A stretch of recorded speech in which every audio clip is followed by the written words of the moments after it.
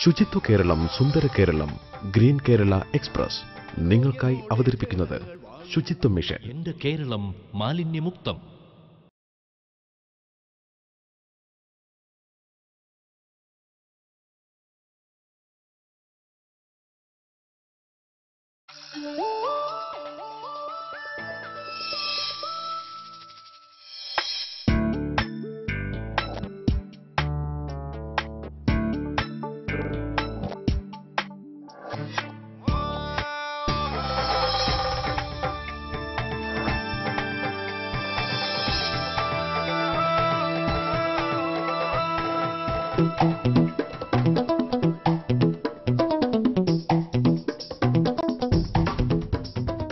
Green Kerala എക്സ്പ്രസിലേക്ക് നിങ്ങൾക്ക് എല്ലാവർക്കും സ്വാഗതം.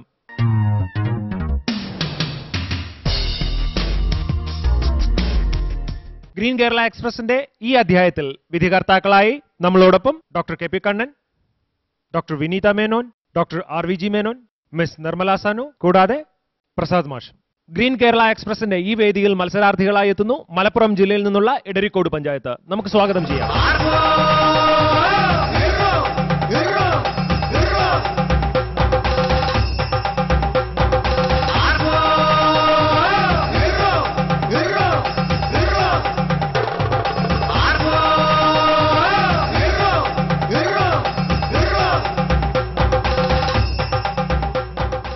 പഞ്ചായത്തിന്റെ പ്രതിനിധിയായി ശ്രീ ഹനീഫ പുതുപ്പറമ്പ് പ്രസിഡന്റ്, ശ്രീ കുഞ്ഞി മുഹമ്മദ് ആജി, ശ്രീ ഹനീഫ തൈക്കാടൻ, ശ്രീമതി റോസി ജോൺ, ശ്രീമതി നിഷ സുൽഫിക്കർ.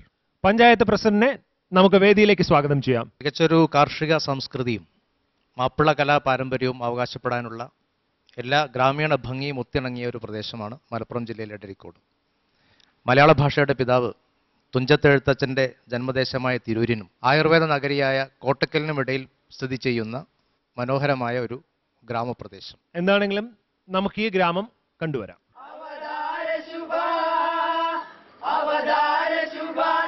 മലപ്പുറം ജില്ലയിലെ എടരിക്കോട് എന്ന ഗ്രാമത്തിലേക്കുള്ള യാത്രയാണിത്.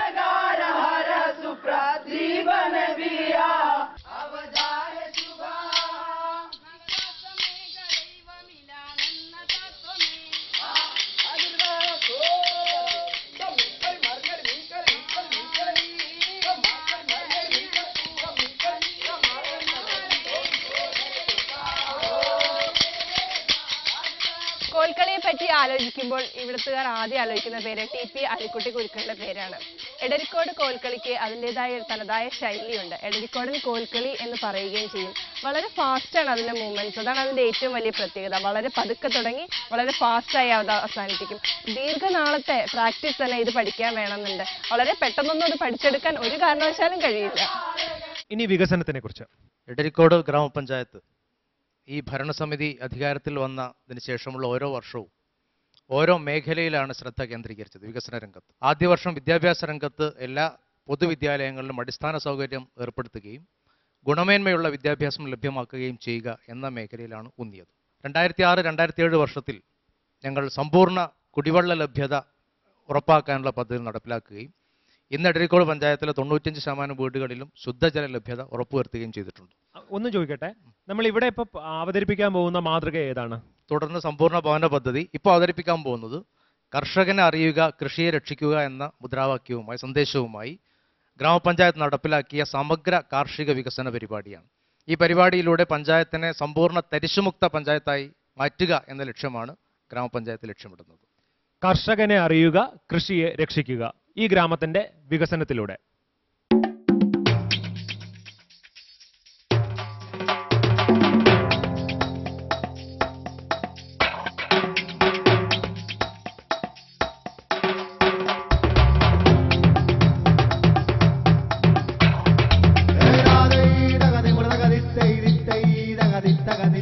ഇത് ഒരു ടിപ്പിക്കൽ എറണാകുളം ഗ്രാമം എടരിക്കോട്. ഈ ഒരു പ്രദേശം കാണുമ്പോൾ തന്നെ നമുക്കറിയാം ഇവിടുത്തുകാർ കൂടുതൽ ആശ്രയിക്കുന്നത് കൃഷിയാണ്. എടരിക്കോടിലെ കൂടുതൽ കാർഷിക വിശേഷങ്ങൾ നമുക്കറിയാം. ദേശീയ തൊഴിലുറപ്പ് പദ്ധതിയുടെ ഭാഗമായിട്ട് സ്ത്രീകൾക്ക് തൊഴിൽ ഉറപ്പാക്കുക എന്നുള്ളത് ഇവിടുത്തെ ആദ്യത്തെ ആശയം. രണ്ടാമത്തേത് കടലുണ്ടിപ്പുഴയാണ്. വർഷകാലമാകുമ്പോൾ ഈ കരയെല്ലാം ഇടിഞ്ഞൊഴുകി പോകുക പതിവാണ്. ഇപ്പോൾ ഇവിടെ നട്ടിരിക്കുന്ന രാമച്ച ആയതുകൊണ്ട് ഇതിന്റെ വേരുകൾ കരയെ സംരക്ഷിക്കുന്നു. അങ്ങനെ ഈ പദ്ധതിയിലൂടെ 2 ഉദ്ദേശങ്ങളാണ് നടത്തുന്നത്. കോട്ടയ്ക്കലിനും തിരൂരിനും ഇടയിൽ സ്ഥിതി ചെയ്യുന്ന എടരിക്കോടിന് തനതായ ഒരു ജീവിതശൈലിയും സംസ്കാരവുമുണ്ട്. ലോകം മുഴുവൻ ഭക്ഷ്യസുരക്ഷയെക്കുറിച്ച് ആലോചിക്കുമ്പോൾ സ്വന്തം പ്രവർത്തനങ്ങളിലൂടെ മാതൃകയാവുകയാണ് എടരിക്കോട് ഗ്രാമപഞ്ചായത്ത്. നെല്ലുൽപാദനത്തിൽ സ്വയം പര്യാപ്തമാകുക എന്ന പ്രധാന ലക്ഷ്യത്തോടെയാണ് കർഷകനെ അറിയുക, കൃഷിയെ രക്ഷിക്കുക എന്ന സന്ദേശവുമായി സമഗ്ര നെൽകൃഷി വികസന പരിപാടി ഗ്രാമപഞ്ചായത്തും കൃഷിവകുപ്പും സംയുക്തമായി ആരംഭിച്ചത്. ഇതിനായി 15 വർഷത്തിലധികം തരിശായി കിടന്നിരുന്ന 100 ഏക്കറോളം ഭൂമിയാണ് പഞ്ചായത്ത് കൃഷിക്കായി ഏറ്റെടുത്തത്. കൃഷി നഷ്ടമായിരുന്ന സമയത്ത് കർഷകരാരും കൃഷി ചെയ്യാൻ തയ്യാറായില്ല.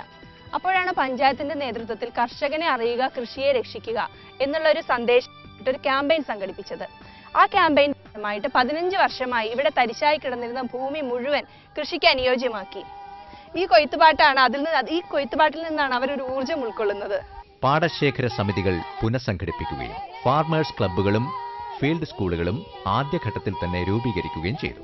കൃഷി ഇറക്കുന്നതിനാവശ്യമായ വിത്തും വളവും ട്രാക്ടറും സൗജന്യമായി നൽകിയപ്പോൾ കൃഷിയിൽ നിന്നും മാറി നിൽക്കേണ്ടി വന്ന ഒരു സമൂഹത്തെ അതിലേക്ക് തന്നെ തിരികെ എത്തിക്കുക എന്ന പഞ്ചായത്തിന്റെ ദൗത്യം പൂർണ്ണ വിജയത്തിലെത്തുകയായിരുന്നു.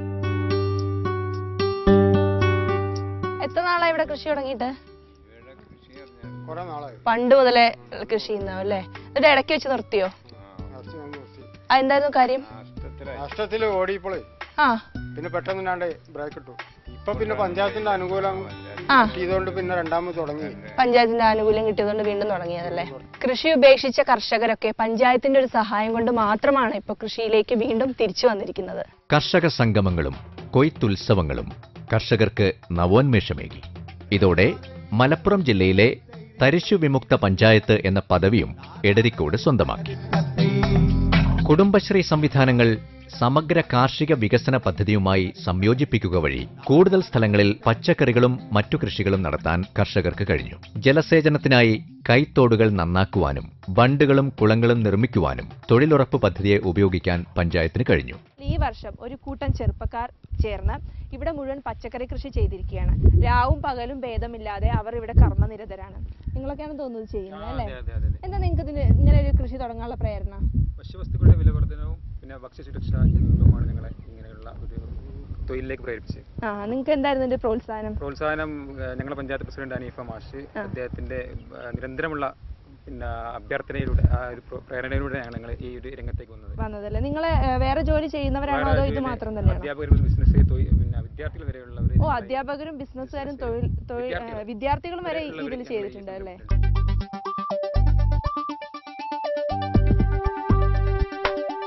കർഷകരെ സഹായിക്കുക മാത്രമല്ല അവർക്ക് സമയാസമയങ്ങളിൽ നിർദ്ദേശം നൽകാൻ ശ്രദ്ധിക്കുന്നുമുണ്ട് ഈ പഞ്ചായത്ത്.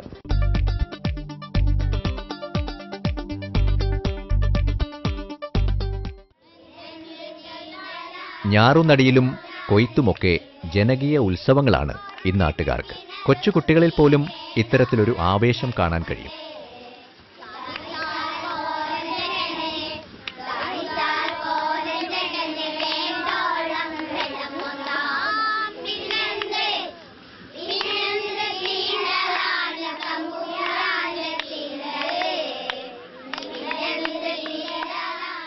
എടരിക്കോടിന്റെ ഭാവി തലമുറ അവരിന്ന് ഭയങ്കര സന്തോഷത്തിലാണ്.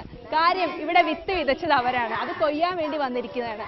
ഭാവി തലമുറയിൽ പോലും ഒരു കാർഷിക അവബോധം ഉണ്ടാക്കിയെടുക്കുകയാണ് ഇവിടെ ചെയ്യുന്നത്. പഞ്ചായത്തിലെ ആകെ നെല്ലുൽപാദനത്തിൽ 1,00,000 കിലോഗ്രാമിലധികം വർധനയുണ്ടായതോടെ എടരിക്കോടൻ ബ്രാൻഡ് അരി വിപണിയിലിറങ്ങാൻ തയ്യാറാവുകയാണ്. കൂട്ടുകൃഷിയിലൂടെ നെൽകൃഷി ലാഭകരമാക്കിയ ചരിത്രമെഴുതുകയാണ് എടരിക്കോട്. എന്താണെങ്കിലും ഇനി ജൂറിയിലേക്ക് കണ്ണൻ സർ. സമഗ്ര കൃഷി വികസനം ഇതാണ് നിങ്ങളുടെ ഈ മെയിൻ പ്രവർത്തനമായിട്ട് കാണിക്കാൻ ഉദ്ദേശിച്ചത്. ഇപ്പൊ തരിശ് വിമുക്തം ആക്കി എന്നിപ്പോൾ പറയാൻ പറ്റും? 100% തരിശ് വിമുക്തം ആയോ? ഒരു 5-6 ഏക്കർ സ്ഥലം കൂടി ബാക്കിയുണ്ട്. അത് നമ്മൾ ഈ വർഷം അച്ചീവ് ചെയ്യും. അത് സംഭവിച്ചത് 2 പ്രശ്നങ്ങൾ കൊണ്ടാണ്. ഒന്ന്, നമ്മുടെ പഞ്ചായത്തിന്റെ കാർഷിക ജലസേചന രംഗത്തുള്ള ഒരു അപര്യാപ്തത. അത് ഞങ്ങൾ 2 പ്രപ്പോസൽ ഇപ്പോൾ സർക്കാരിന്റെ സജീവ പരിഗണനയിൽ അതിന്റെ നടത്തിപ്പിലേക്ക് എത്തിക്കൊണ്ടിരിക്കുകയാണ്. ഒന്ന്, കടലുണ്ടിപ്പുഴ കേന്ദ്രീകരിച്ചൊരു തടയണ നിർമ്മിക്കാനും പിന്നെ ഒരു ചെറുശോല പെരുമ്പുഴത്തോട് നമ്മുടെ ഈ പാടശേഖരത്തെ മൊത്തം